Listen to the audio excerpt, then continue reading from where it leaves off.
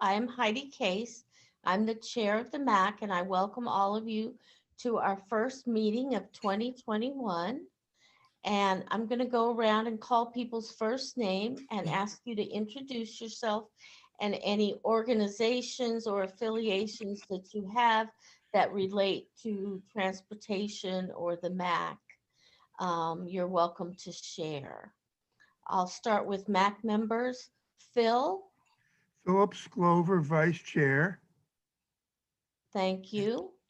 Rob Dooling, Hello, Rob Dooley, MAAC Council Member. thanks, Mac. Thanks, Rob.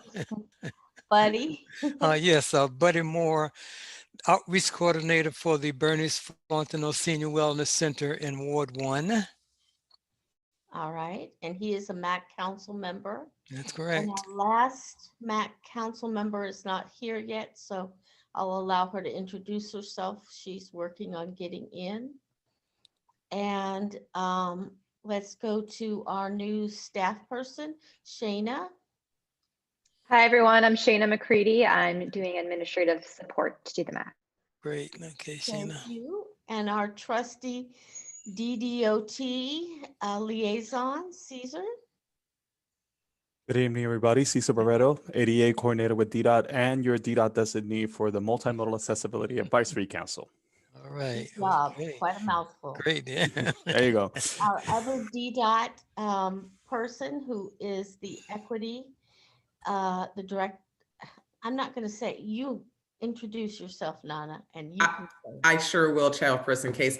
Good evening, everyone, and Happy New Year. My name is Nana Bailey Thomas, and I am the Chief Transportation Equity Inclusion Officer for the District Department of Transportation. Great. Thank you very much. Okay, Leonard.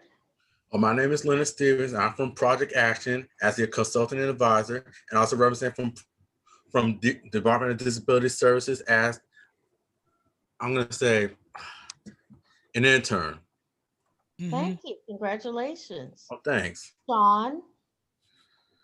Hi, I'm Sean Brennan. I'm with Montgomery County Aging and Disability Services, and I focus quite a lot on transportation, and I also staff the Commission on Aging in Montgomery County. Awesome. Thank you for coming. Alex. Can you unmute yourself and introduce yourself please? Hello, is a caption used to this meeting? I'm sorry. My system froze. I'm rebooting. I'm sorry. They stopped. Okay. Alex, I'm sorry. I'm having a hard time hearing you. It may be me, but are you doing cart captioning also? No, I'm not sure. Are you referring to me?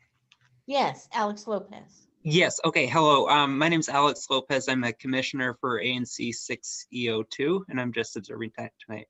Oh, well, I'm glad you're here. Thank you. Members of the public are very, very welcome and encouraged. Rachel? Hi, everyone. Can you hear me? Yes. Oh, great. Hi, I'm Rachel Goss. I'm a commissioner, and I serve on the Commission for Persons with Disabilities. Okay, great. There's our two other people joining us. Hold on a minute.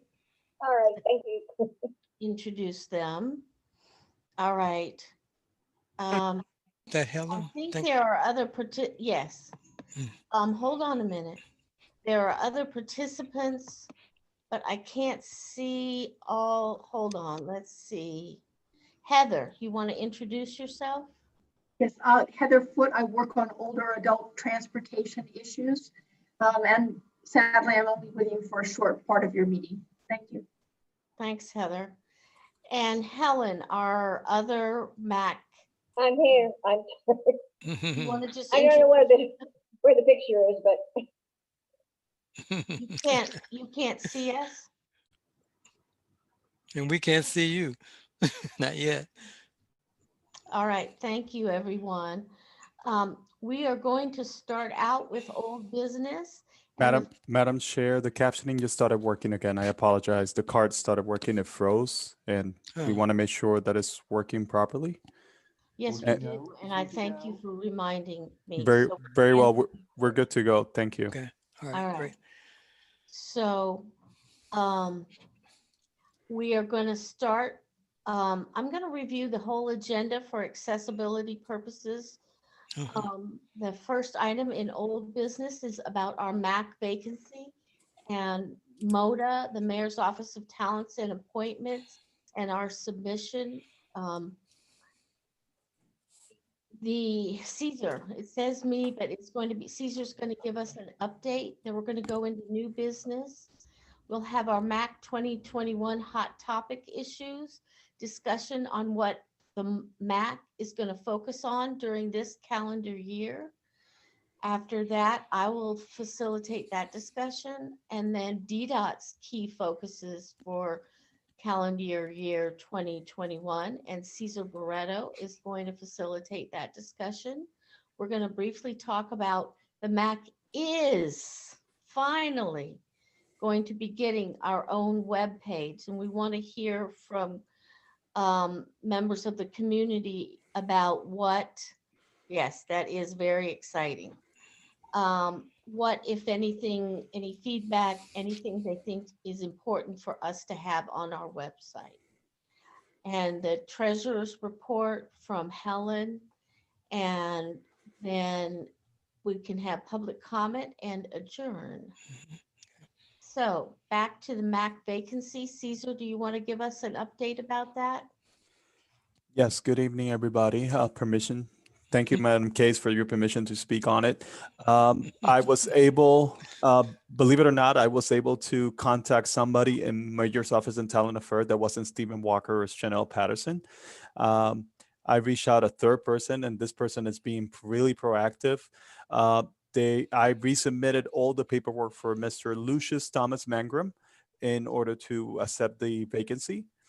They are familiar with the person for the vacancy, so they're hoping that the application can move quickly and in an expedited manner.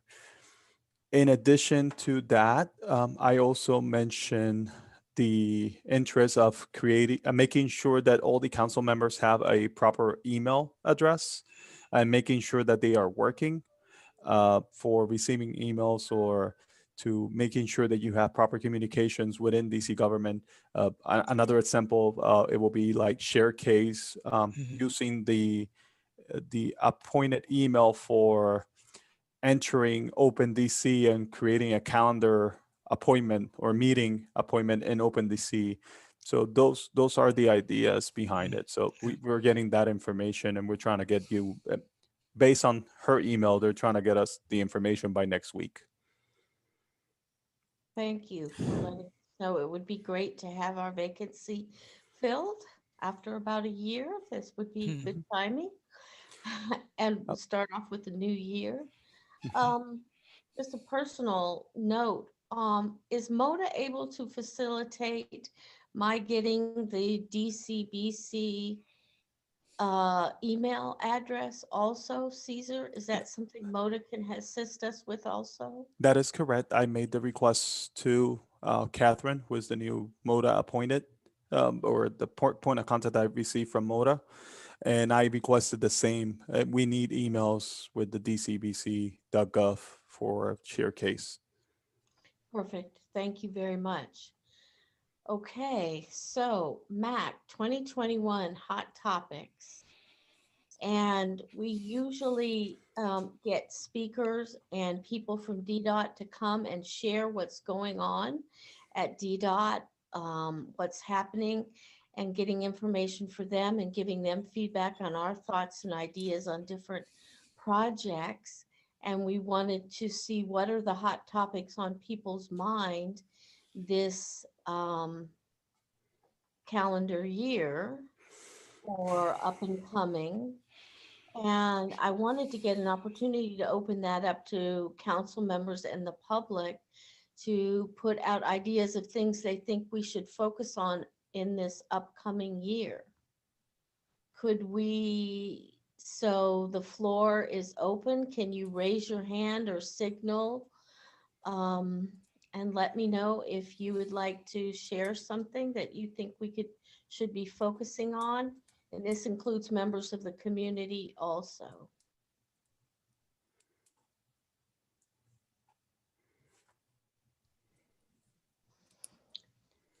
Maybe we need a little boost to get started. Well, Madam Chair, Please, buddy, Yeah. if you have something. yes, Madam Chair, I would like for our council to continue focusing upon audible signals at various intersections. And I'm not sure whether this would be within the scope of our work, but if we could identify some intersections where audible signals are needed, and also intersections where a leading green arrow may be necessary so that persons with low vision or no vision will not be in a position to have to duck and dodge automobiles that are making left turns at intersections, legal left turns that is, on a solid green light where the pedestrian also has the right to cross the street. So that's what we really need to work on at some of these busy intersections. Okay, it sounds like Caesar wants to respond. No, I would like to have some clarity on the mention of leading green arrows. Yeah. Mr. Moore, Councilmember Moore, are you referring to leading pedestrian intervals where the pedestrian has advantage of like 4 seconds of advantage or 5 seconds of advantage before the left turning vehicles start? Or are you referring to having a separated timing for the pedestrian to move and then the vehicles move afterwards? Probably the latter. The latter, very well. Of course, I'm Yes. going to look into both of them. Okay. It's something that we work diligently over here at Okay. DDOT, and the Transportation Engineering Signal Divisions is doing a great job with this. So we'll continue our efforts. And yes, I agree. Yeah. I just wanted more clarity in regards to Sure. what are the two terms, because they're very different, and Yes, I wanted agree. clarity. Thank you. Okay, sure. Phil, you can, I think you want to. Yes, yes. My problem is that I would like an audio prompt when to cross a street when there is a left turn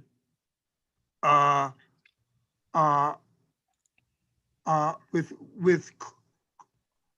on the green light. To me, being visually impaired, it is exceedingly dangerous for me to proceed across the street.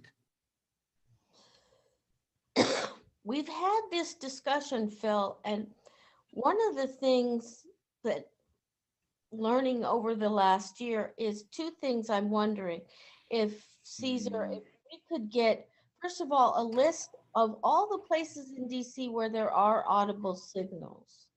And the reason for that being, sometimes what may be the MAAC's goal is every year to suggest 5 or 10 or 3, I don't know what the right number would be, but to focus, prioritize high volume areas where people with disabilities live, or locations where they often go, and really prioritize our efforts on highlighting that these are 5 we'd like to see accomplished and added this year.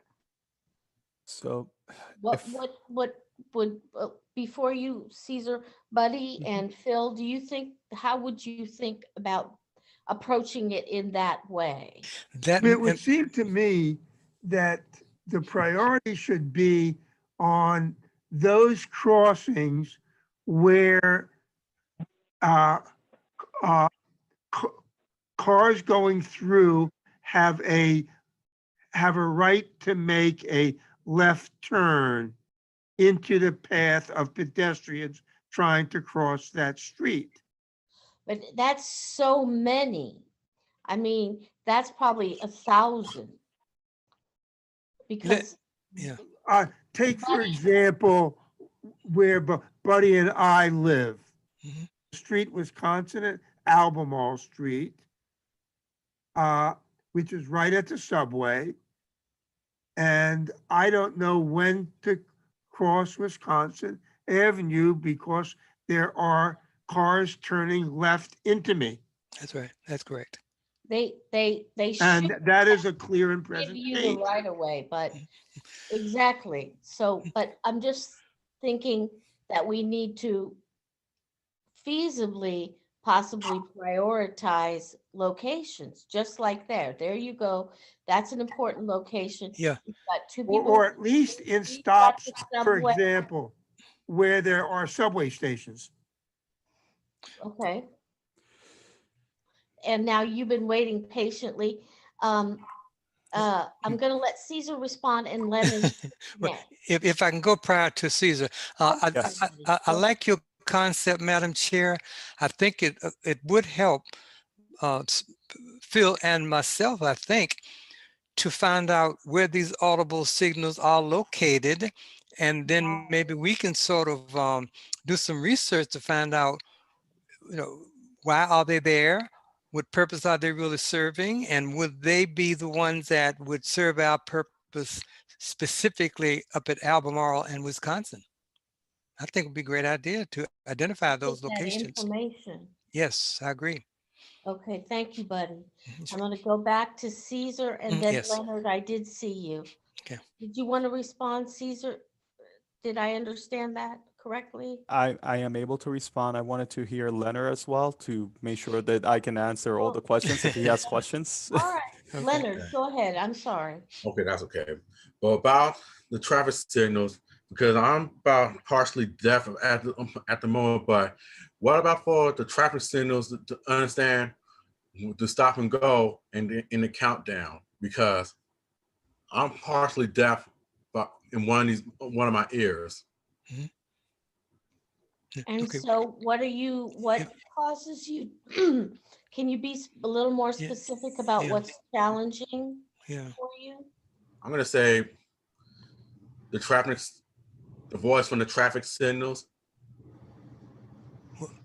So when you have the audible signal, you can't hear it? Is that what you're saying? Yeah, that's the one. Okay. Like a timer. What? Oh, and when it's counting down. Yes. Yeah, I see. Oh, Okay, okay. thank you for clarifying. All Oh, right. okay. I see. Did you want to respond now? All right. Yes, Madam Chair, thank you. Now that I grab everybody's questions and concerns with audible pedestrian signals, I'm glad I listened to Leonard because I do have answers for all of the above. Okay. The first things first, last year for the MAAC on FY20, this was a concern, and I agree it can be a concern this year. It's normal to have this concern. DDOT is really proactive when it comes to traffic engineering signals, divisions, and APS devices. The first thing I'm going to say is last year we presented on the optimization project, the traffic signal network optimization, which was in phase 3. We're still on it, and we will continue with phase number 4, which will move to another ward. In any location that you have, specific locations is welcome to be received by me as your ADA coordinator, and I will provide that to the traffic signals engineering division. Okay. In regards to list of all APS devices, I'm going to mention three things. I will try to get you a list of all the locations because I know traffic engineering and single divisions is working hard to get that done. But at the same time, I'm going to let you aware that that every time we do construction work on the intersection, we do a major corridor, for example, 14th Street, we do a signal upgrades and we install APS devices. So, Okay. so it's not something that we take for granted. So major projects, major constructions, or major corridor constructions, they take care of those matters as well. In addition, traffic engineering and signal divisions has a separate project to address intersection improvements in which they address the curb ramps and the APS devices, including the location. So we do more than 20 locations. I'll tell you that. Okay. So and it's part of our ADA transition plan as well. So we have a list of accomplished locations and we have a list of next locations to come on FY21. Caesar, Yes. what are the criteria by which DDOT uses to determine which intersections to prioritize? We look at the count. We look at the annual daily traffic. We look at the pedestrian count. We look at the connectivity. We look at left turning vehicles versus, well, the faces, or let me find a better word. Sorry, the maneuvering of the projects. But we basically, traffic engineering and signal divisions follow the manual uniform traffic control devices, which is MUTCD. Everybody knows this at MUTCD, which requires 9 warrants. It's too much to tell, but we follow the 9 warrants of the MUTCD like all the nation does. We do have a public request. The traffic engineering and signal divisions, they do go by public request. So if you have a concern, a person with disabilities have a concern, and they receive a matter from the ADA coordinator, I'm able to express that concern on your behalf and make sure that we can address that location as well. The same way that you mentioned Connecticut and Albemarle, Wisconsin and Albemarle, I'm sorry, that's on our list for FY21. Okay. So we are addressing that because we receive it from here. Once we receive it, we try to allocate money, we design it, and we make sure that we can improve the location. Okay, great. Yeah, I mean, it would seem to me, for example, in high volume areas, such as at metro stations, Mhm. they should have priority. They do. When it comes to the prioritization schema, when it comes to ADA, public requests, government places, or places of high volume are trigger what I call category A, and then the condition as well. We look at the use, and we look at the location, we look at the condition, and we look at the use. So if we have a high amount of elements on the intersection that are non-compliant, that triggers us to go more expeditedly there, because we are not only fixing the APS devices, we're fixing also the curve ramps or the connectivities or the connections. And we know that the volume is also a need. The use and condition is also a need. So lastly, I hope I didn't miss any questions, but I did miss one question, and something that I need to get back on you is the left turn only versus pedestrian only movement, which is something that it can be considered, and it's something that can be adjusted. Lastly, on Leonard's term, I'm getting a feedback. Anybody else getting a feedback? Yes, I apologize. I am also. I'm getting it. Sounds like a jackhammer.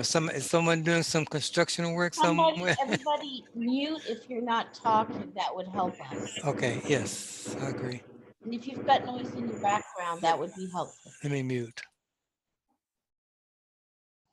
Okay, it's now you're Caesar, I can't hear you at all. That's me. I'm sorry. There we go.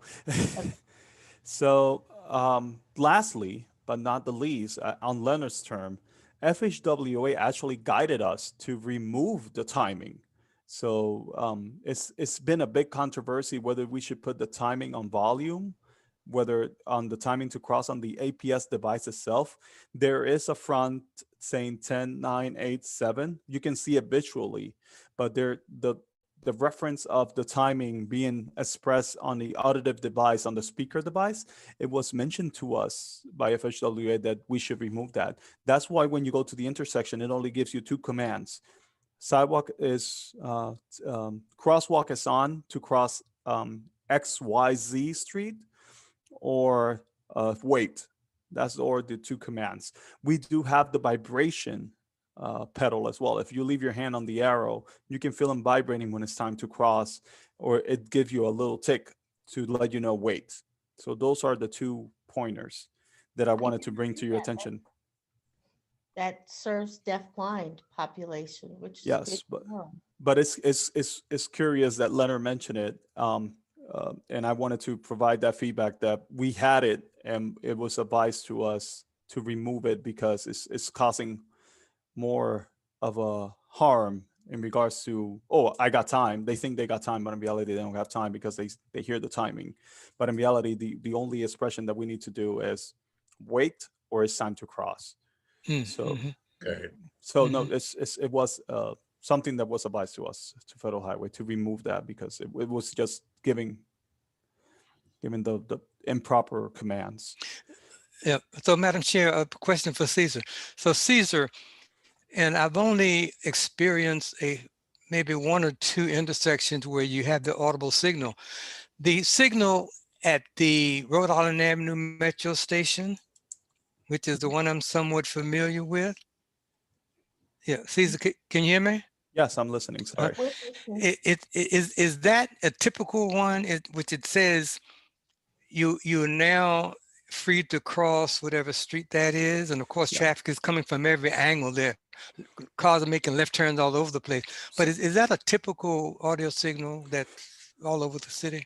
We only have one APS device that is available, which is the one that everybody has, and the settings are all the same, which is crosswalk time is on to cross Rhode Island Avenue, or crosswalk is time to cross T Street, or it will tell you, it will label the street that you're able to cross, but it won't, that's the timing, and that's the way that we have it right now. That's the only setting, and that will be the setting that you see everywhere. Okay, so I think we did a pretty robust discussion. There is another, does anyone have a second issue that we want to move on to, that we feel like is something that's of trouble and needs to get, I do have one. I was on a meeting last night, the Department for Hire Vehicle Accessibility Advisory Committee, and they're actually adding a DDOT person to talk about this problem, because there were several, it was an ANC commissioner, and it's the ANC commissioners, there's a group of about 6 of them that are all impacted by the changes in 14th Street with the floating island bus stops, et cetera, and the bike lane. And they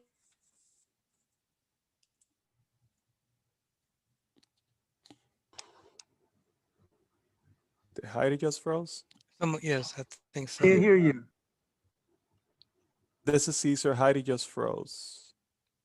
Let's give her a second or two. Okay.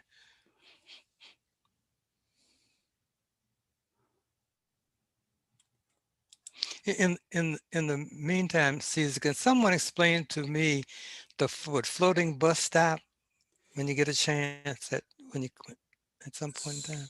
So floating bus stops are, while we wait for Ms. Case to come back, if I may, floating bus stops are those bus stops that are located in the median. If you have gone to 14th Street and K Street, okay, some of the bus stops are located in this medium island. That's right. So that's basically what we refer as floating bus stops. In the specific case of what Chair Case was mentioning was the new development that we have a floating bus stop, but in addition, we also have a bicycle lane going through.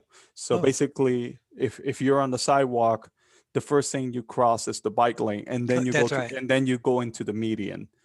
So so it's a big topic of discussion, and I guess that Madam Chair Case has concerns on it. Okay. If anybody, I don't know if she's coming back or not. She just disconnected. Sorry. Okay. She may have to log back in. Yeah. Okay.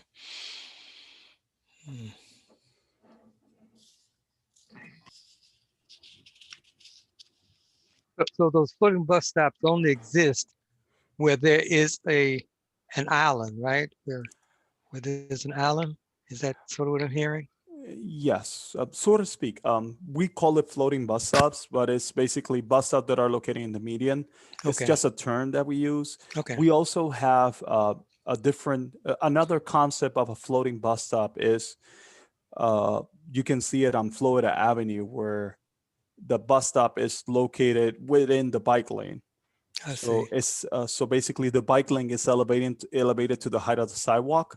Okay. And it has markings, like crosswalk markings, but whenever the bus stop is there, that section belongs to the pedestrians to load and unload, and the bicycles are supposed to stop. Okay.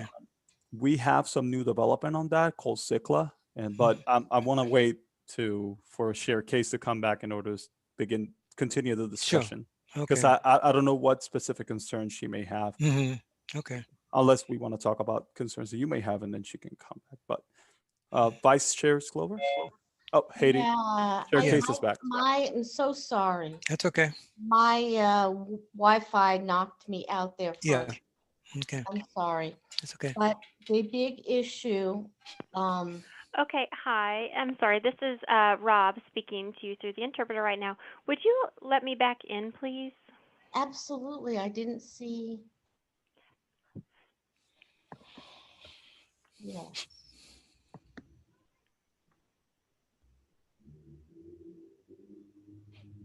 Okay, hello. Sorry, Rob, I got kicked off too. I hope I didn't kick you off accidentally. I wanted to go back to the issues of the bicycle lanes on 14th Street and the issues of the pickup and drop off. Department for Hire Vehicle is concerned because the TNC's Uber, Lyft, and taxis are having trouble dropping off people all up and down 14th Street because the access to the curb is given to the bike lanes. And for example, if you're getting out of the car, if you get out on one side, the curb side, you actually get out of the vehicle and step into the bike lane, which there can be very fast moving bikes moving down the bike lane, not to mention the vehicles get yelled at and cursed and etc. for having people or their doors open into the bike lane, which can be dangerous. So they're concerned about this. A lot of seniors, it seems like that's part of who was coming collectively came together and expressed their concerns about this. And it's just really challenging. And if you don't get out this bike lane side, then you get out on the other side of the vehicle directly into traffic. Wow. So either way, it's kind of dangerous. So, and I know, this is the forever,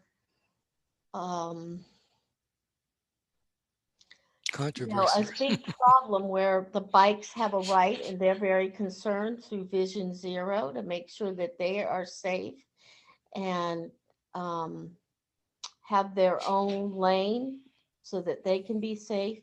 So it's really challenging to come up with solution, but I am hearing more and more awareness and voices concerned about that problem. And then they've got the pickup and drop offs, the PUDOs, they call those. But still, you're still away from the curb. And if you want to get onto the sidewalk, you have to travel through the bike lane to get that. So I don't know if other people have thoughts or comments or places. I see two other people coming in.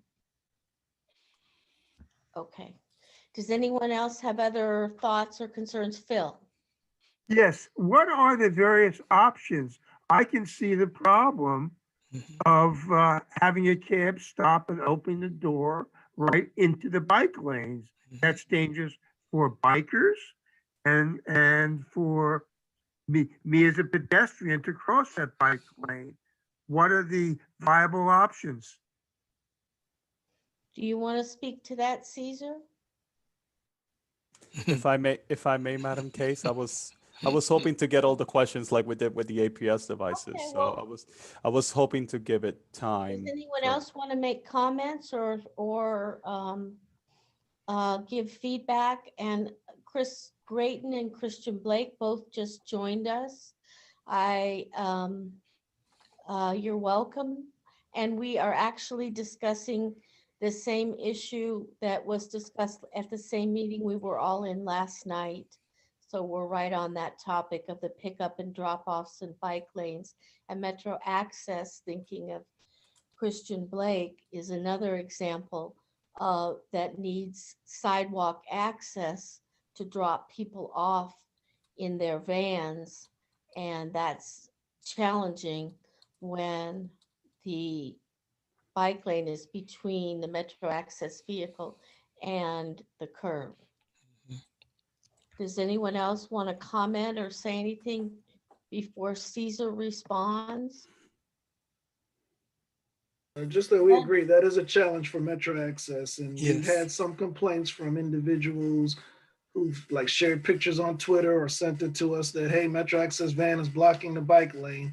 And our goal is to get in and out as quickly as possible, but yes, that's a challenge. Let's just put it that way. No, that's Yeah. exactly in taxis, and I'm sure Uber and Lyft, Mhm. they get yelled at, and they can get tickets too.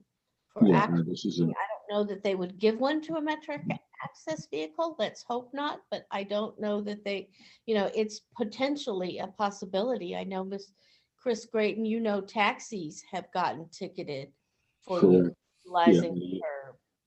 great. I was going to speak on that. Yeah, Go absolutely. right ahead, Chris. Yeah, we've had certain drivers receive tickets and have been asked for trying to pick up or drop off a passenger in a wheelchair accessible vehicle in one of those curb cuts and sections. They've been given tickets and heavily harassed. So it is a serious problem or roadblock, so to speak, for taxi drivers to trying to adhere to the law and also to do the right thing for the passenger. The passenger has to get out and get in safely. So what are the cases? Thank you. Does anyone, Leonard, you had your hand up, I think. Did you I want thought I was going to say anything, but I'm going to say I'm going to take a pass on that one. But it was going to be regards to having a bus stop that has the virtual scheduling that you see in one of those neighborhoods. Yes. I was trying to think. Can you hold that for a minute and let's finish talking about that? And that can be, because I think that's another important issue. Can you hold on to that for just a minute and then we'll finish Sure. this and we'll come back to that. Okay. Thank you. Anyone else have any comments about this before we let Caesar respond? Yeah, Madam Chair, Buddy Moore, I don't know enough about this, but I am picked up quite often and dropped off either Metro Access, Uber, Lyft, or in a number of vehicles. So it sounds like a nightmare waiting to happen from my vantage point. It is. It's challenging. Yeah. To solve the problem because bike riders, I understand their need for safety too. So, Caesar, go right ahead. All right.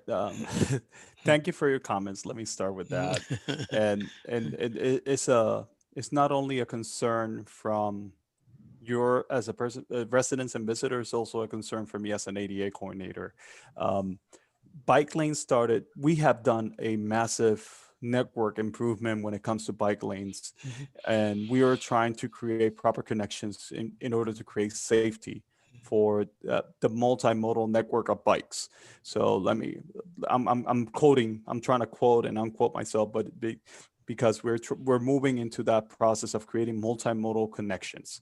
We have dedicated bus lanes, we have bike lanes connectivities, and at the beginning, we created some obstacles on other curbside management needs, and based on the concerns that I hear, we got two aspects here. We have the pickup drop-off zone as an element itself that is a concern, and the second concern will be the curbside management needs.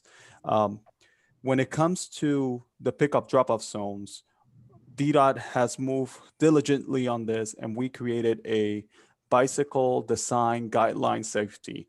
We noticed that every time we do bicycle lanes or we do bicycle improvements, we are impacting the pickup drop-off zone areas that were there before because there wasn't anything before. So now with this developed guideline, which is still currently internal revision within DDOT, we can advise our engineers what to do when it comes to designing bike lanes and improving the connections for those pickup drop-off zone areas. Me as an ADA coordinator, I am officially receiving those plan sheets for bike lane improvements. And I'm able to identify those locations of concerns, as you mentioned, Heidi, Chair Case, sorry, for development of pickup drop-off zones. The last issue here at hand is teaching the taxi drivers and signage. The last thing here, the last detail is signage, making sure they understand where the pickup drop-off zone is. We noticed that some of the movement for pickup drop-off zones were happening in front of the buildings, and that was supposed to be a natural traffic lane, and people were literally vehicles were blocking the lane. So by identifying that issue, we move the pickup drop-off zones to the border or the edges of the building rather than in front of the building. And right now we're working on signage. We want to make sure that we indicate that person or the driver providing the service of a pickup drop-off zone or a loading zone to move to the adjacent block where the pickup drop-off zone is. And now the lastly but not least is the size of the pickup drop-off zone. You're gonna see major improvements of these aspects on the new bike development on K Street. We have a K Street corridor bike lane that is gonna come in really soon, and we reconfigured the pickup drop-off zones to the extent that we're marking the lane blue. The pickup drop-off zone has a blue paint on the floor to identify where the accessible pickup drop-off zone is. And we're including ramps as well, direct ramps with access aisles. So it's something that we're learning, it's something that we're improving. It's something that not even nationwide we had guidance. It's something new that we're identifying as a new item that needed guidance. So on behalf of as an ADA coordinator, I would like to apologize for not picking this up sooner, but yes, we are working on improving this, these little details, these little aspects. So I hope I answered the question, but yes, it was kind of like the correlation of getting guidance, developing guidance as well. So we are done with the planning and developing guidance. Now it's more of implementing that guidance. And I think for the MAAC, I think this is going to be an ongoing issue. Curb management is one of the hottest topics in transportation. And if we get to the point where there's autonomous vehicles and they're going to want curb access, and I think it's only going to get the fight for the curb, and that safety is only going to get larger.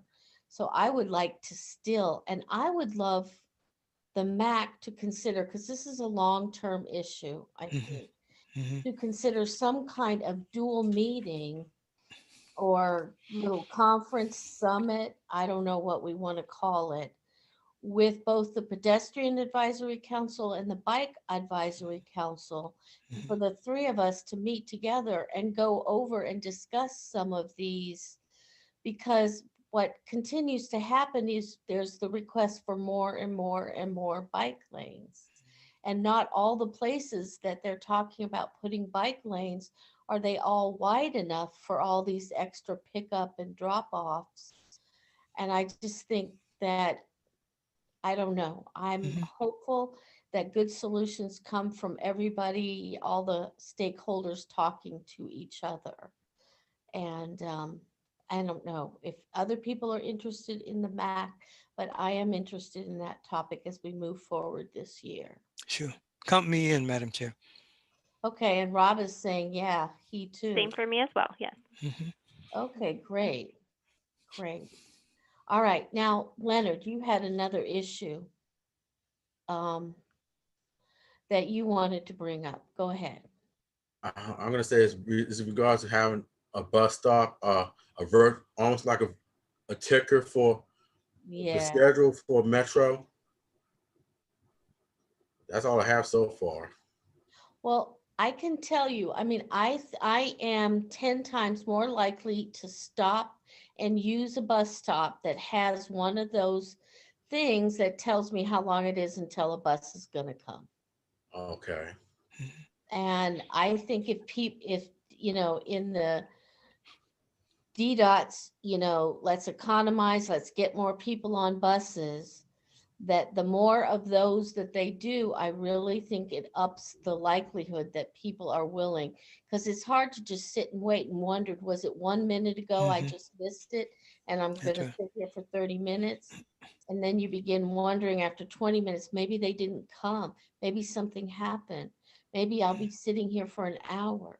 These Yeah. are the things that go through my mind. And if I have that thing that gives me some idea, even though I know sometimes it's not correct, it gives me some idea of how long it is until the bus comes. Yeah. That automated sign thing. And I know that's not, but they have it audible also. Those bus stops that have that, I am a lot more likely to use the bus at those locations. I don't know about other people or if they're, That's the only thing I can address so far. but I don't know, that's not all DDOT. I don't know, Mr. Blake, if some of that is Metro, or if those bus stops aren't at the Metro stops, then whether or not it has an automated information. Schedule, yeah. Is that up to the city for those bus stops that aren't at Metro stations? Yeah, that's a good question you're asking. If the posting of the next vehicle arrival sign, is that up to Metro? I have to find that out. I know most bus stops, as you know from your time with the. Not that, automated. not the sign. We're talking about the automated ones, so Yes. you don't ride buses, I'm guessing. Some of them, and most of the places at Metro stations have them. Yeah, that's correct. It's an automated thing that says M54, 5 minutes and 25 minutes. That's right. Correct. That's what we call next vehicle arrival. Okay. Okay. Yes. And so what you're asking me, the tough question is that if a next vehicle arrival sign is at a location that's not a Metro bus stop in terms of Metro property, meaning it's the city or the local county or the jurisdiction, do we make that decision, Metro, in terms of the placement of the next vehicle arrival? And I will send a note while this meeting is going on and ask, because I'm not really sure who makes that determination. Okay. Fair enough. Yeah. Okay, any other accessibility issues that people have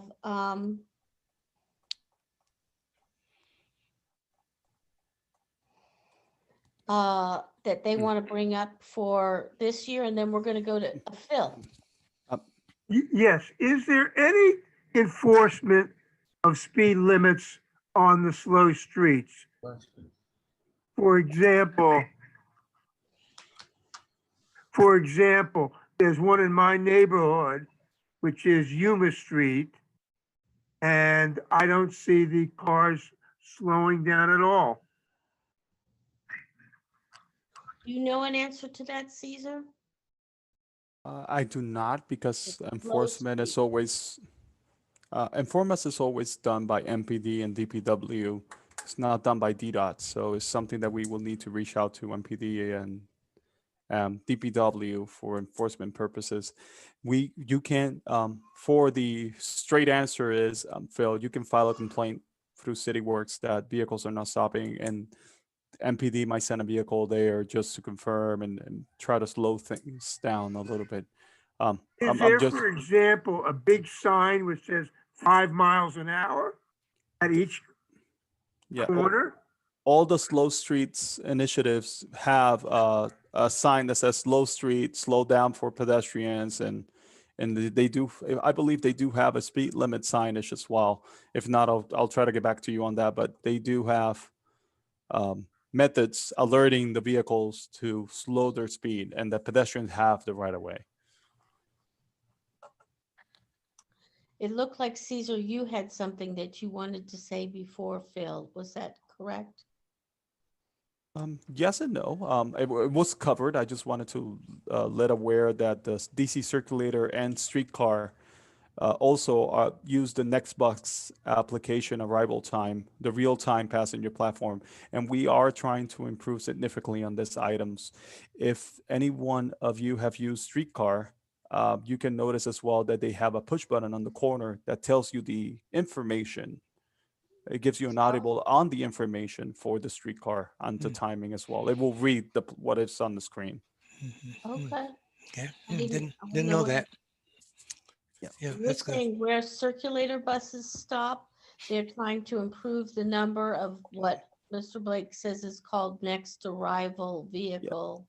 Yeah, something like- it's a real-time passenger, it's a real-time bus arrival data, but we call it NextBus. It assumes based on the traffic and the peak hours how far it's going to take for the bus to get there. It doesn't compensate for construction sites. It doesn't compensate for accident data as well. So there lies the problem. But it's improving because some of the buses nowadays have GPS devices, so we're able to kind of accurately know where the buses are and provide that feedback to the system. Okay. Okay. All right, well, the next item on the agenda is to give DDOT an opportunity to tell us what are some of their key issues that they're going to be focusing on in 2021. So let's move on to that issue. Caesar.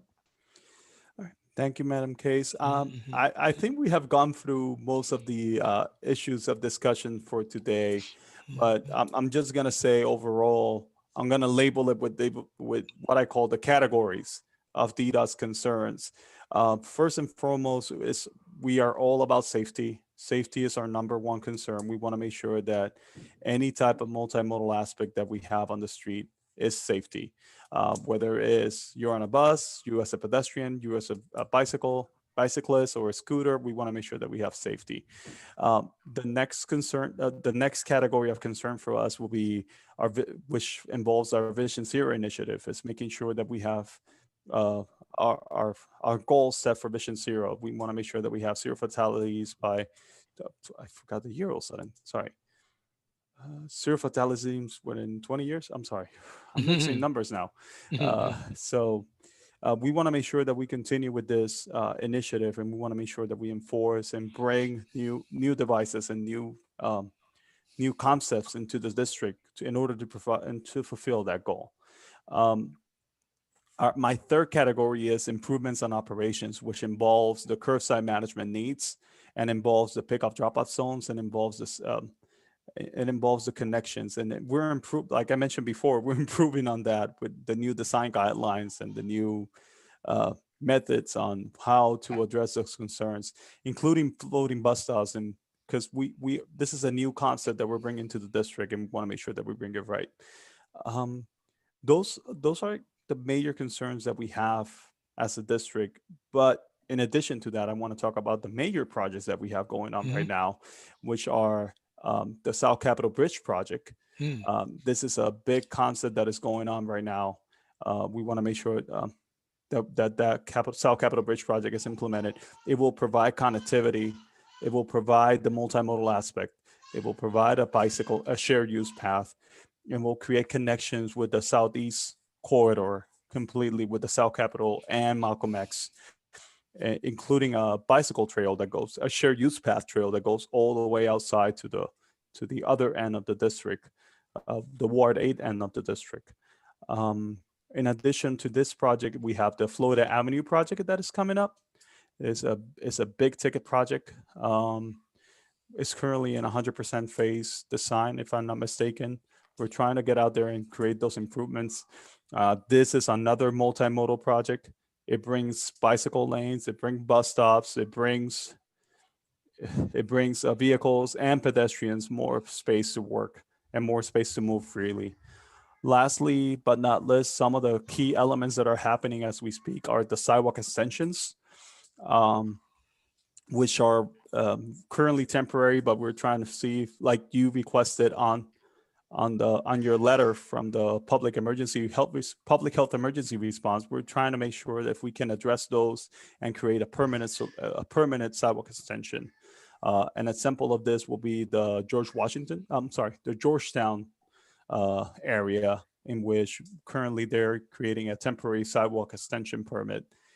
They requested a sidewalk extension permit. We're working with them to make sure it's fully accessible, including those curbside management needs of pickup drop-off zones and passenger loading zones and commercial loading zone as well, if I may add.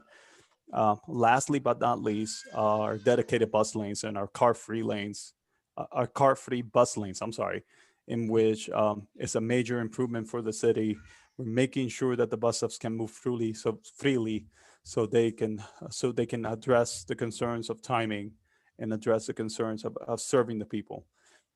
So you have seen a couple of them already, but we're moving through 7th Street. We're moving through Martin Luther King Avenue. We're moving through M Street Southeast has been implemented already. And am I missing a street? And we have several other areas that we're evaluating. Sorry, I think I forgot to get the full list, but those are the key elements that we're implementing those as we speak. Is 16th Street a part of that? 16th. I do not recall. I apologize. Okay, I that's believe okay. it is part of our list. I think so. Okay, no problem. Does anyone else have questions or comments for Caesar? Yes, Caesar, just a question here, and this doesn't affect me or others with disabilities. The intersection of New York Avenue, Florida Avenue, M Street, you know, that intersection where there's a lot of confusion. What's happening there? Is that the Florida Avenue? Florida Avenue, New York Tasha, Avenue, yes. the one you were talking about? I think that when he talked about the Florida Avenue project, okay. I think, and you correct me, Caesar, that he's talking about that very same intersection where all that together. That is correct. That is Okay. correct, Madam Chair and Buddy. Yes, there's two major projects coming in. Okay. One is the intersection of Florida Avenue, New York Avenue, and I think I'm missing a big corridor there, but it's a Yes. connection of 3 big corridors there. That's correct. It's been overwhelming, that location, but we're also making those multimodal connections. As you may know, Gallaudet University is close by, and a lot Yeah. of residential areas in that area. It's really close by to a lot of residential areas. So That's we right. want to make sure that we have all connectivities for multimodal. The key term here for us and me at DDOT is multimodal.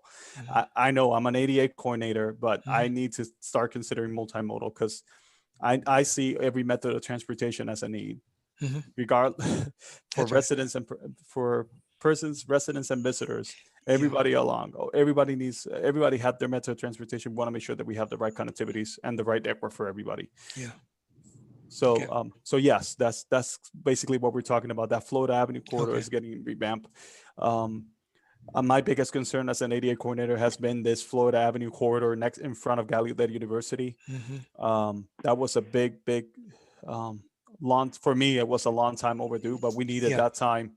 We redesigned this concept 3 times almost. So I'm really happy that we were able to address this. And Caesar, if I can ask a question about a hawk signal. I'm somewhat familiar with the hawk signal, but do they really work? And how do they, when the traffic comes to a stop at a hawk signal, then how do you resume the normal pattern of the traffic prior to the hawk signal being activated? Can you tell us a little bit about that? Yeah, so hawk signals are different than a pedestrian signal. I'm sorry, a traffic signal at an intersection. Hawk signals are a full stop of a vehicle for pedestrians to cross. Right. So I'm sorry. So yeah, so that's basically what's happening. And basically, if you look at the schematics and the engineering design behind it, what it does is flash. It holds the red light for its full stop, and then it literally starts flashing when it stops flashing when it's almost time for the vehicle to start going, and then it stops, and then the vehicle resumes their pace. It travels a lot within the engineers, whether this work or not. If you ask me, it's a really functional system. It really works. It depends on how the design. I've seen some designs of the hawk signals in Texas that I do not agree, because the signals were like in the corners. but the method that we're using is kind of like on top of the person crossing, so you can see it from the top view, and it receives, the vehicles receive that information on a better glance. Okay. There's a funny story why they call it Hawk. Mm. Hawk is actually the term behind it.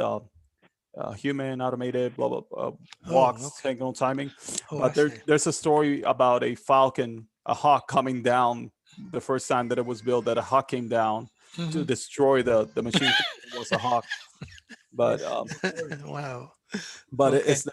it's just legend Yeah. story Now, tales. But about how many of those exist within the city? Do you know?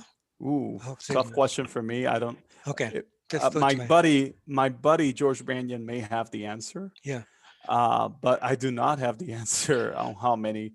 We implement it as much as we can. They do have an equation, what we call Mhm. an engineering equation, based on traffic volume, traffic Yeah. count, and pedestrian use, Yeah. and that's when we implement. And one more time, it falls under the warrants, 9 warrants of the MUTCD Yeah. standards. Buddy, before you Yes. go on, I want to open this to everybody and just Okay. make, Sure. do others have any questions for Caesar on any of the upcoming DDOT projects?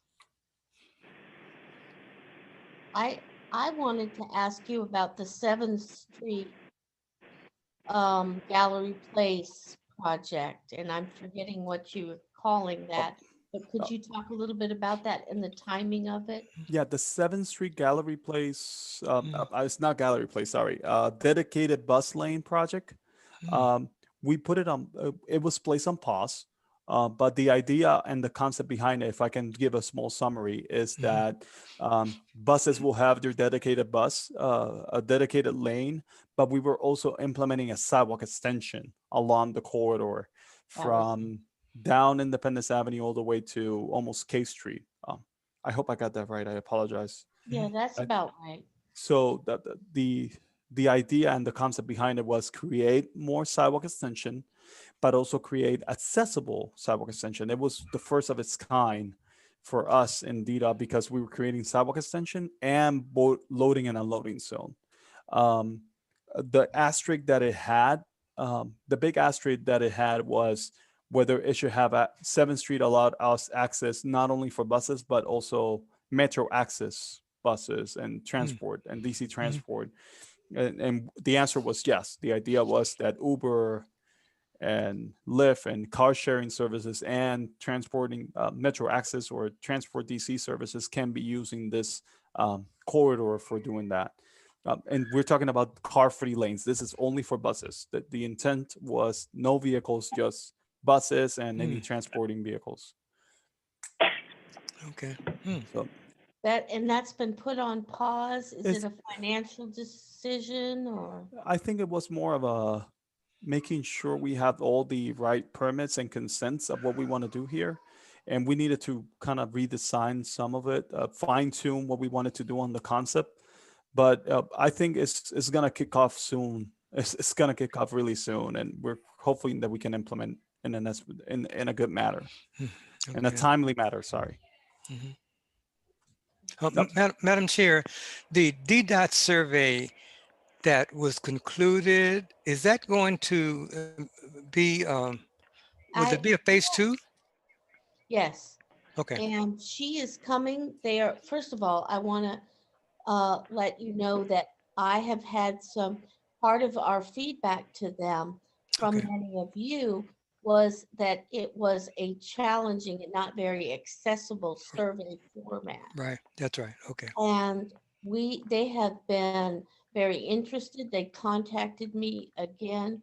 They've had me work with them on some accessibility language, more plain Okay. language, and review a flyer and give them some feedback about that. Okay. And also, we have, in their attempts to make it more accessible, we have shared with them a bunch of disability organizations for Okay. them to be reaching out to make sure that there's a lot of opportunities for people with disabilities are given to have a voice in this survey. Okay. Great. And so she is coming back for the phase 2 part of it next month as a matter of Okay. fact.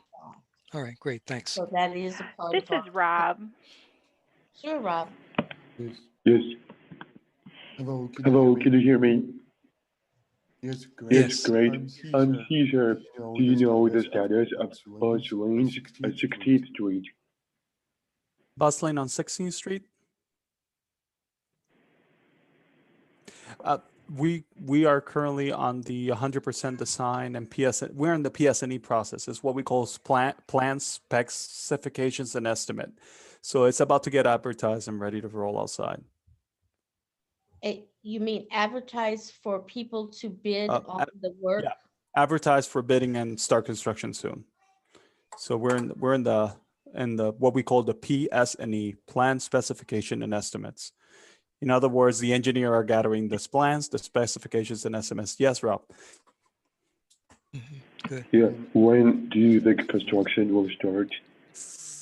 Tough call. I will try to get you an answer. I'll look into the system and see if I can get you an answer.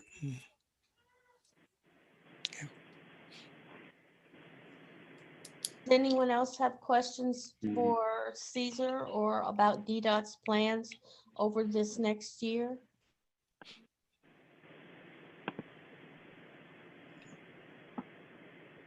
All right, thank you very much, Caesar, for sharing all that information.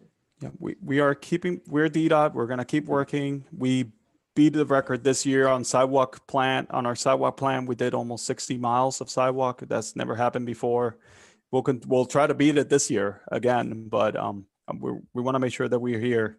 We're making sure that we do our work and we hear your thoughts and whatever you bring to the table. I'm gonna make sure that to implement it as well.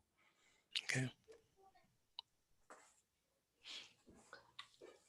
Okay, so the next item on our agenda is the MAAC web page development. We want to talk about the domain name issue, and then we want to hear from the public about what kinds of things they think are important or they'd like to see on our MAAC website if people have any input and or by council members or anyone. We had an email, and our Twitter handle has been on Accessible DC, and we had hoped to use that as our domain name for our website, but appears that has already been taken by someone on a GoDaddy website, and we were checking to see if that somehow had been done in the name of the MAAC sometime previously, and then the website had never gotten built because it doesn't appear like there's a corresponding website, but it appears that is from someone in Pennsylvania, and I'm grateful to Shana McCready, our new administrative assistant, for her work, all her work on researching this. And so I wanted to suggest, and I'm open for other suggestions for a domain name for us in our website, but my thought was MAAC accessibility. And then I don't know what people think. I don't know if they have other thoughts, but I'd like to have some discussions, some ideas, and then to take a vote so that that's the first thing we have to do to be able to move forward in getting our webpage developed, is to have a domain name. Any thoughts on that? Phil, Yes. Accessibility DC is taken. Why not DC accessibility? That's a possibility. Okay, you like that better? I personally do. That sounds good. Okay. I like that. I like Okay. that. Yeah. I like that, Phil. Shana, is there by any chance, did you happen to check that out when you I were like that. looking? Yes, accessible DC and DC accessible they're both taken. Both taken. Okay. Yeah. Okay. Uh-huh. The only option is to insert a series of hyphens and underscores, which makes it very confusing for users to search for in Google. That's right. Yeah, Yeah. Well, Rob, is your hand up for that? Did you want to? Yes, my computer is showing that dcaccessible.com is available. Say that again, please. I'm sorry, accessible.dc.com or accessibility.dc. dcaccessible.com is available. Shayna? I checked every combination of accessible DC I could possibly search, but if you found that available, yeah, definitely share it with me and I can verify it. I think we should Thank have you. possible backup just in case. Yep. Madam Chair, Rob was saying DC accessible, and I think he posted a link letting you know that it might be available. Right, but Shayna is saying in her research it wasn't. I can double check this one. I don't know if I just tried it with DC before accessible explicitly, but it did not come up in an available search when I insert my keyword. So I can circle back on this, and if it's preferred, we can definitely go with that one. Well, I think it's preferred if it's available. I'm wondering, because I don't want to wait any longer to be able to start her work on our website. Is there an alternative name we could come up with just in case? Or do we want to meet again to come up in case that isn't? What do we want? I was just thinking of expediency. Yeah, I agree. We've waited I would quite a think that long we should have time. a backup. I have no problem with MAAC accessibility. Okay. If the DC accessible isn't there. Anybody else have comments or thoughts on that? Are people willing to accept that it only if DC accessible is not available? But I agree, but Okay. let's get this moving, get Yeah. it going, yeah. Helen or Rob, is that okay? Only in the case that we don't find the other one available for Shayna to get moving on it?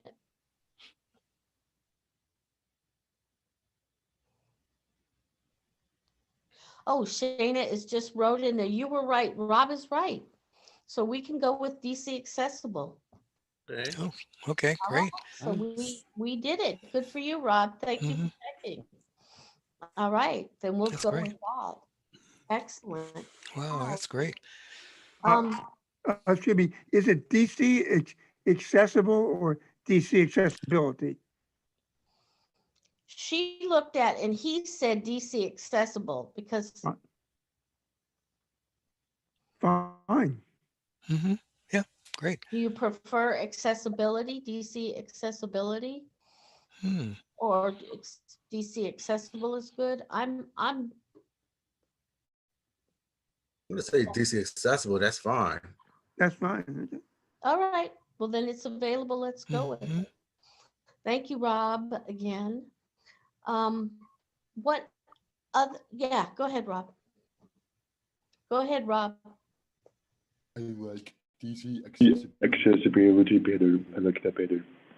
I kind of do too. Can you double check that, Shayna, at the It moment? is. That one's available. It is as well. available. Yes, It they're is? both available. Oh, okay. All right. So we've got DC accessible and DC accessibility. Okay. I'm All going right. to poll the council members. Okay. Phil, which one do you prefer? Phil, I personally prefer accessibility, but Okay.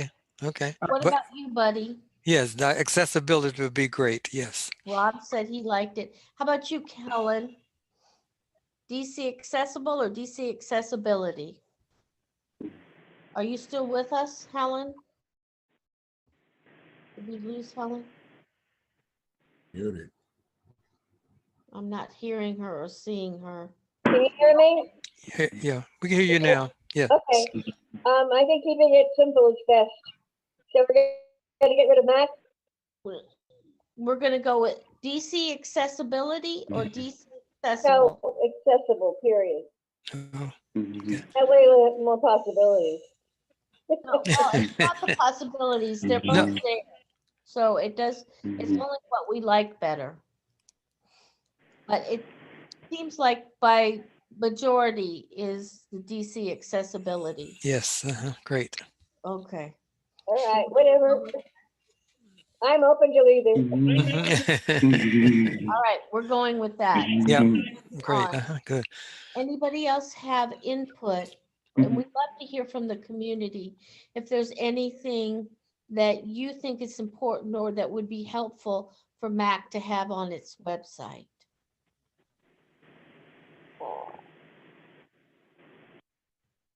Some good drawings of people being accessible.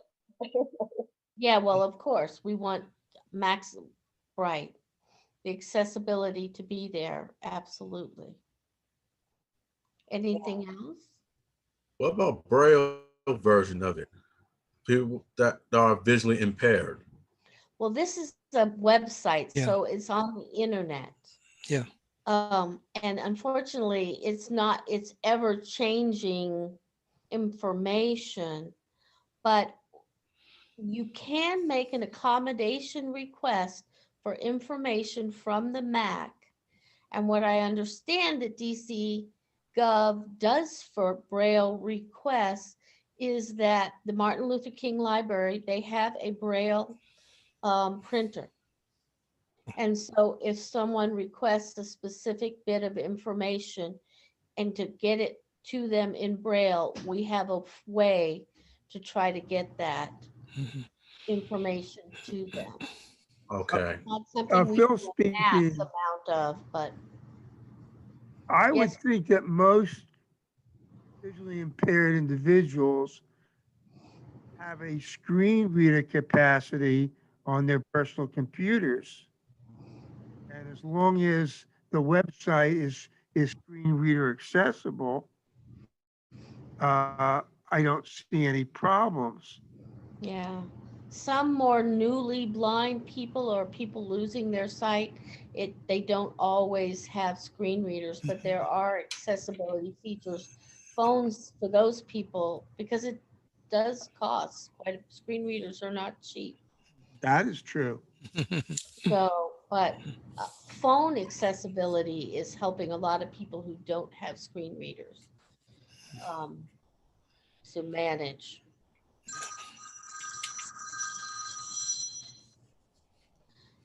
Anything else? Okay. Madam Chair, this is Caesar. Just to clarify, the compliance is under the FCC 508 compliance of websites and web pages. So contrast, color contrast, font size, screen reader capabilities, zooming capabilities, which already your browser takes care of that, just in case. Okay. So if you're using a web page like a domain from GoDaddy.com or anything like that, they already solve those features for you. So it's as easy as 1, 2, 3, and just creating your web page, and the system itself already correlates that information into the screen reader capabilities. Okay. Okay. So just as an FYI, because I'm learning from this, I'm taking all the trainings on 508 compliance, because I'm doing the 508 for DDOT itself. Okay. Yeah, and Madam Chair, I would like to see most, if not all, of the print be in bold, BOLD. Yeah, I understand. I don't know. Font size doesn't make a difference. Yeah, well, font size, oh yes, also, but bold in particular, even if the font size were, if the fonts were of a particular size, I would like to see them in bold and large print. It's buddy, this is something that you can create on your browser, like your Automatically. Google, on your Firefox, on your Chrome. You can set that up for enhancing the size of the text. So the text is created on one size, let's say a size 12 for an example. And then once you click the enlarge button, it will do it for you and modify your web 16. page. Okay. So, but then what happens often if you increase the font size, say from 12 pitch to 16, then of course your print goes off of that particular page. You know, it ceased to be a one-page item. You end up having 2 pages or 3 pages, depending upon the size, the font size. Yeah, that's That's that's the only problem. Yeah. Yeah. Yeah.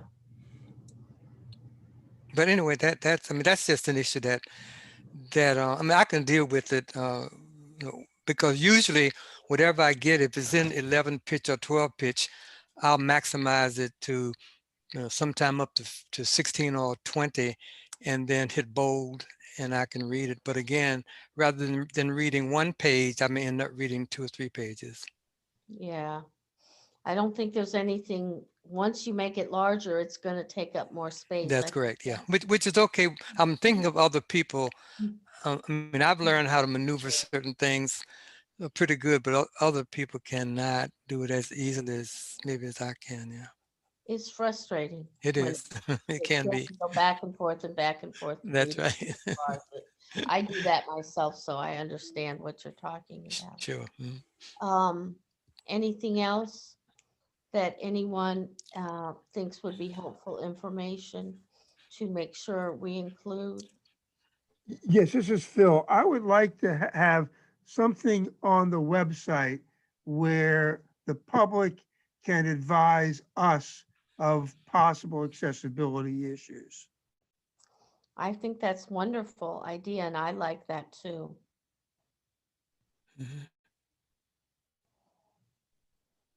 Because rather than coming to a meeting, which is another way to share that information with us, because then we can share that information with Caesar.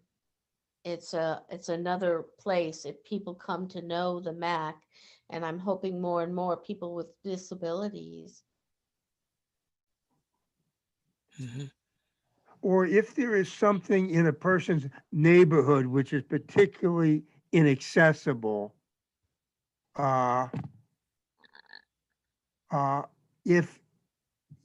if we can be told about it, maybe we can expedite.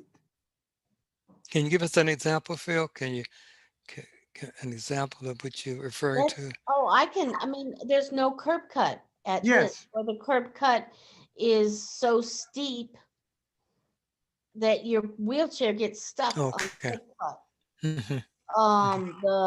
The signage is so low or located so that the bus and the trash can, there's no place for the bus to drop the ramp. Okay. There's Sure. a request for a left turn lane, Okay. anything like that. Okay. I can, I Madam think Chair, that's a good Madam idea. Chair, if I may, this is Caesar. Madam Yes. Chair? Okay, I can see this working really good with the ADA transition plan. And like I mentioned, I was looking, the past couple of months, I mentioned I'm looking for locations of concerns. We do have an ADA construction project, improvement project. And if the MAAC provides me a list of locations coming out of the webpage, I can start creating funding to resolve the problem for the next fiscal year, if not an emergency, of course. If we do have emergency situations, or it's a high risk situation, what I call high risk, or it's a high impact or high condition, I'll try to get a team there as soon as possible, of course. But if it's something that we can plan and develop, this is the reason why we have an ADA transition plan. And DDOT, because I haven't heard of any other nation doing this, we haven't allocated ADA funding separately to do those type of constructions and locations. Okay. Wonderful. Good. There Yeah. is Great. something in the chat, Caesar, by Rachel. She's a commissioner on the Commission on People with Disabilities. And she is, for some people who are more visual, she's wondering if there's any kind of map or anything people could get, or a website to go to that shows them visually more the areas where there's construction going on, if that helps them better transportation plan.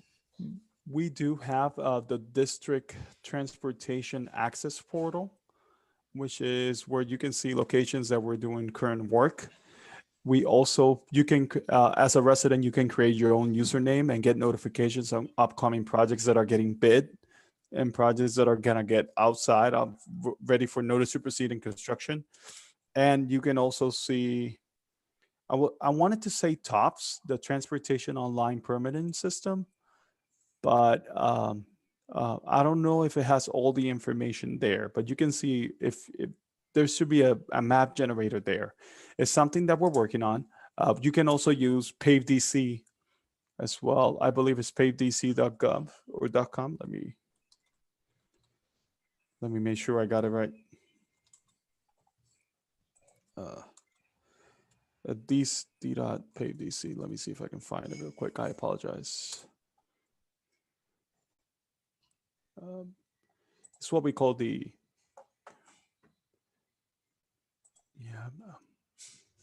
the D.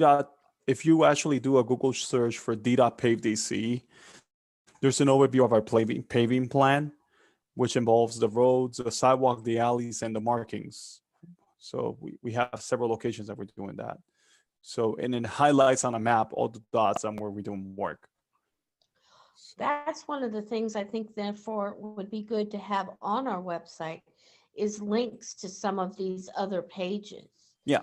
So, here's where you can find construction going on in DC. Here's where you can find, and I don't know all of them, but we can research it and come up with it as we're developing our website. And I just placed the D.dot paving plan. The PaveDC webpage is an ArcGIS map on the chat, just in case. And I'm gonna see if I can find the top ones, the tops, the DC tops, which is the last one that I mentioned. okay.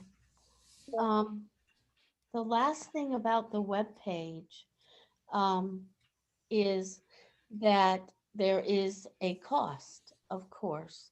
So we get both the domain name we have to pay for, and then we have to pay for a membership on the platform, or it's like Squarespace or GoDaddy, or we've done a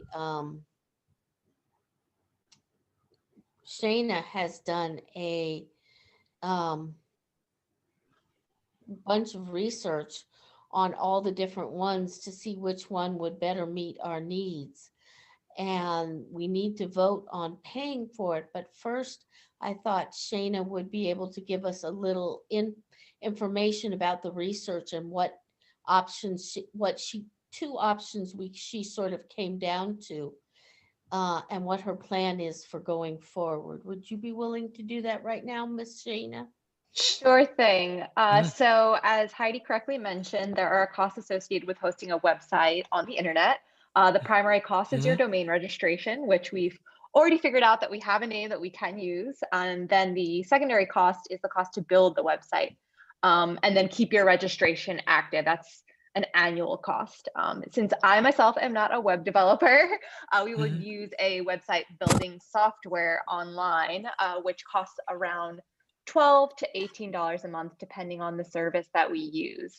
Anything more than that is really for folks that want to use their website to sell goods and services, which is not something we want to do. We would have a pretty simple website, and it would include all of the necessary registrations. And on an annual basis, we would have to re-up that registration for around $20 a month. The two platforms, the web building software platforms that I suggest are called Wix. The other one is called Squarespace. Most of you are pretty familiar with, I think, the second one because there's lots of commercials about it. They're nearly identical in the services that they provide. They also provide an email address and some storage space if we choose to use them, which are pretty cool. And they have really good customer service and support in case that we come into any snags. I would say one over the other that may be interesting to us is that Squarespace allows for a little bit of flexibility in the design, whereas Wix uses mostly templates. So if we were to one day hire a web developer who could code for us, they could go in the back end and change how the website looks and functions a little bit better than if we used Wix. If that's not an issue, then that would sort of be off the table. You don't have to worry about that. They're nearly identical in cost. And then in that case, I would probably suggest Squarespace just because it's more familiar with folks who do web management, whereas Wix is a little bit more new. So I have a whole document of research if anyone's interested in reading it. It's a little bit nerdy, so I'll keep it to myself. But if there are any questions, I'm happy to answer. This is Phil. Shana, insofar as I'm concerned, you picked the one is the easiest for you For to you. implement, Yeah, and that's good for us. I Gotcha. agree with Phil, buddy. Mhm.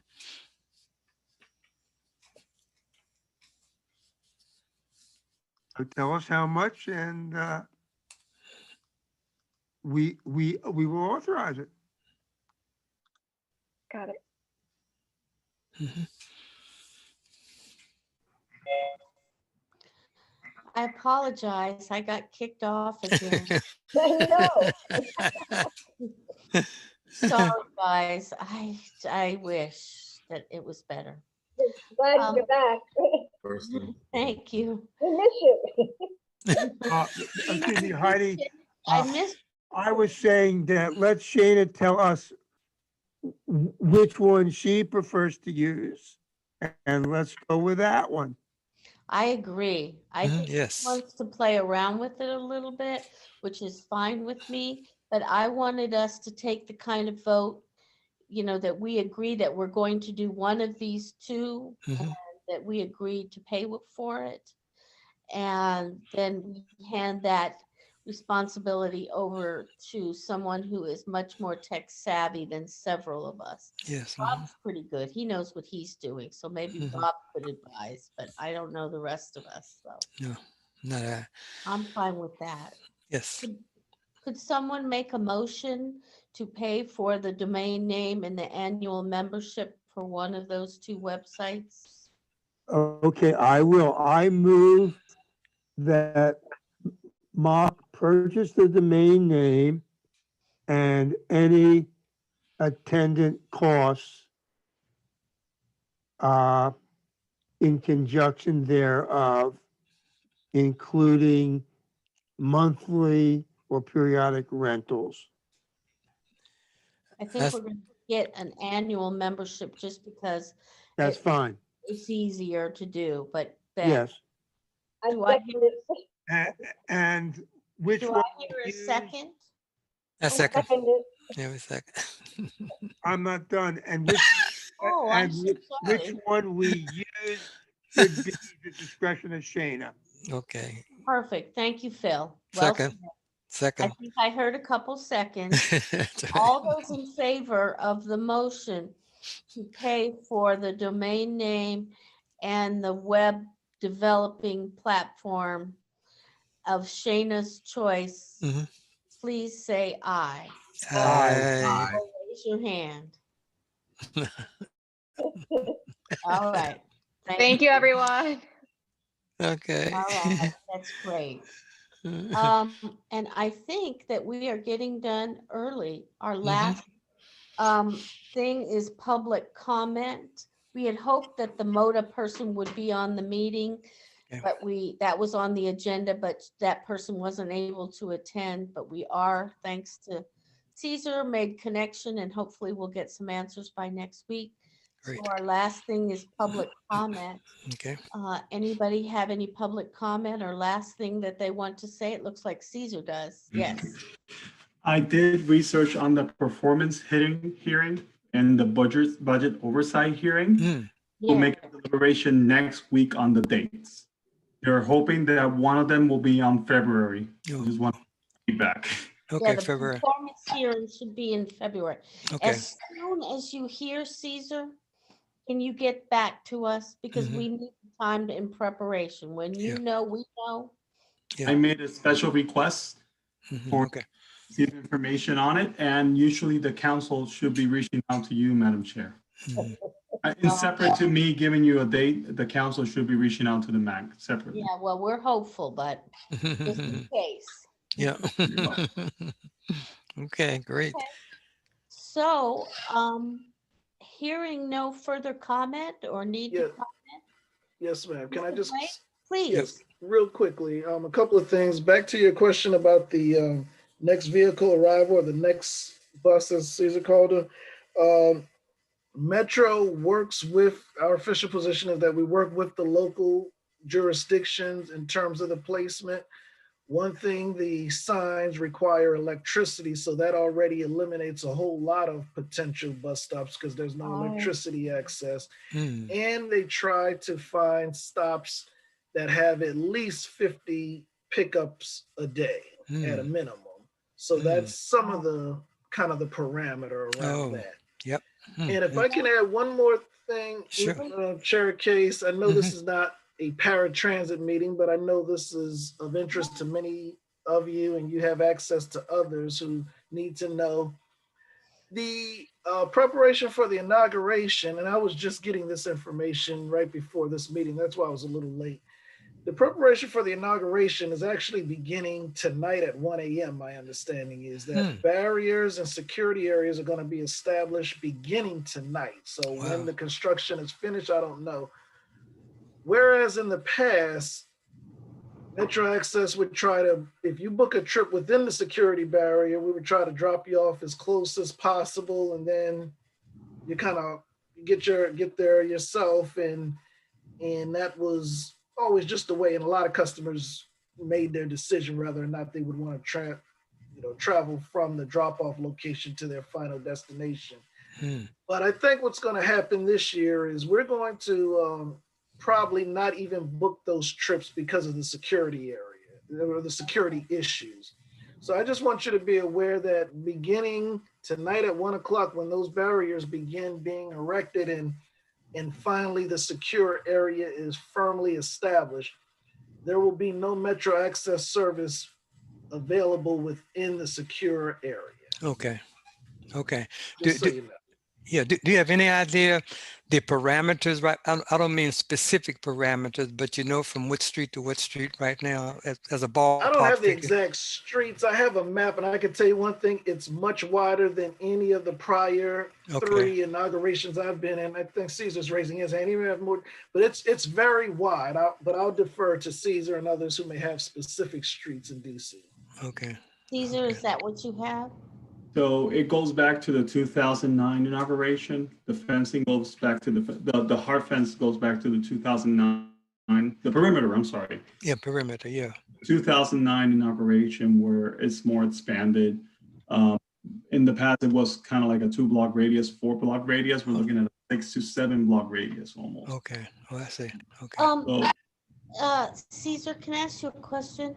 And maybe Yes. or Mr. Blake may know this. You can spread the word via Twitter.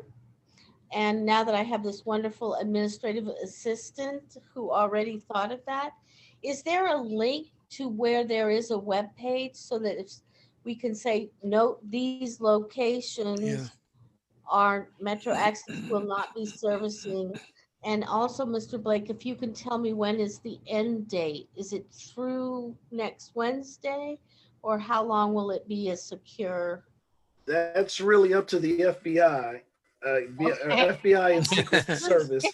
So it could be as long as next Friday, from what I'm understanding, based on the amount of protests. But I see Caesar again. See, in terms and what I'll just say, Heidi, we're going to send out generic messaging because this has been changing throughout the day. Yeah. So I don't know if you're going to get a specific street from Metro per se. We're going to allow the security parameters to be defined by the law enforcement or the local or federal government. And we're going to stick with language that says service will not be available within that parameter. Okay, yeah. Got Got it. All right, and Caesar, you had your hand up. So the street closure starts on the 14th. It ends on the 21st. Can be extended on the until the 24th. Okay. So street closures are in effect earlier than expected. MPD has done that, has requested this because of the events and demonstrations from January 6th.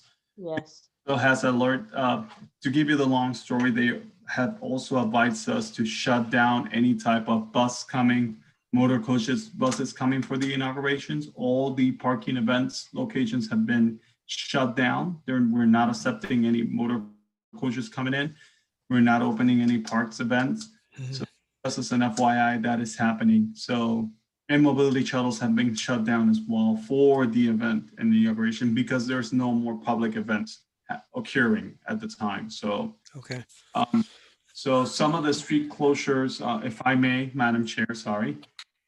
If I may, I guess some of the closures are Independence Avenue between Washington Avenue and 2nd Street.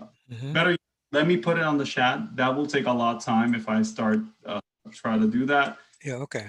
Is there a link versus all the streets that we can get to what you see? I just send it on the chat. This is from downtowndc.org. They send There's a notifications. link in the chat too, just so we can read Let it. me see, let me see if there's a link. This is an email I received, so I can forward you the email. Yeah, that's fine. Okay, that would be If it's awesome. okay. Could Yes, you, that's okay.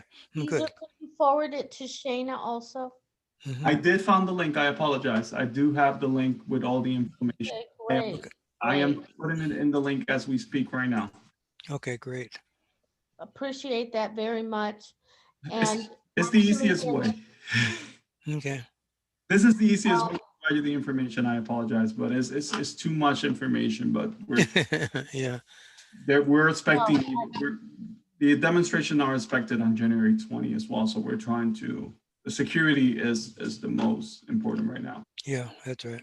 And you said buses, I know you were talking about buses coming in with visitors, but what about buses in that secure area? Well, maybe Metro knows more about that then.